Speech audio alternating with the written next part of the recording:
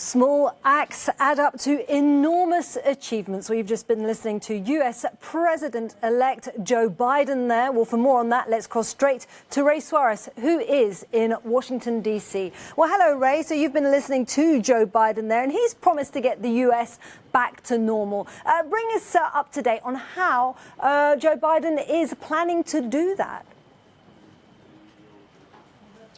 Over the weekend, he hit the ground running. You know, it's an interesting thing. Even though Donald Trump is not conceding that he has lost, Joe Biden has chosen to act like he's the next president, to act like he's the guy who's going to be taking the oath of office just on the front of that building behind me in about 70 days' time. And part of that is to look like you're in charge. So he's appointed a top-drawer commission to tackle the COVID-19 epidemic in the United States.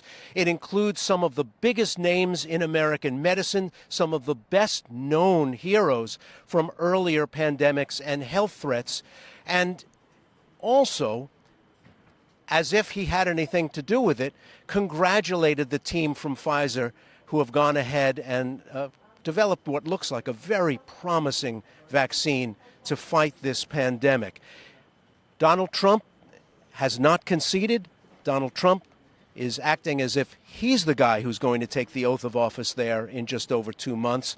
But Joe Biden has decided, whether Trump concedes or not, whether Trump announces that he's going to cooperate with the transition to a Biden era, the Biden team is going to go ahead as if all is going their way, as if he's the next president, and they've started the work not only on the COVID commission, but on a transition team as well. Absolutely, Ray. But at the moment, the U.S. has more than 10 million cases of COVID-19, and ensuring that smooth transfer of power is absolutely critical at a time of crisis like this. Is Donald Trump helping, let's say, Joe Biden with that transition of power? You know, it's funny. In some ways, the campaign hasn't ended. Both camps are saying the same kind of things they were saying during the campaign itself. Joe Biden, as you just heard there, talking for unity, talking for a nuanced response to an American crisis involving small sacrifices so we can get our lives back in this country. During the campaign, the president made fun of Joe Biden for always appearing in public in a mask, made fun of the American media for continuing to cover this as if it's a crisis, and predicted that it would go away after Election Day. Well, we're on the verge of a week after Election Day. We're setting records daily with new infections, and now we're approaching 250,000 dead, a disproportionate share of the world's fatalities from this novel coronavirus.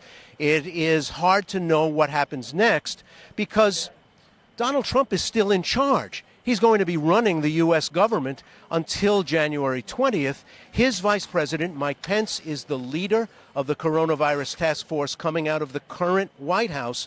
If there is a disordered response, if there is a chaotic response, if there is a non-cooperative response, it's going to send a very bad message, not only to the American public that's about to lose one of the most family-centered holidays in our calendar, Thanksgiving, in a few weeks' time, but also send a bad message to the world about the seriousness of purpose in tackling this virus here in the United States.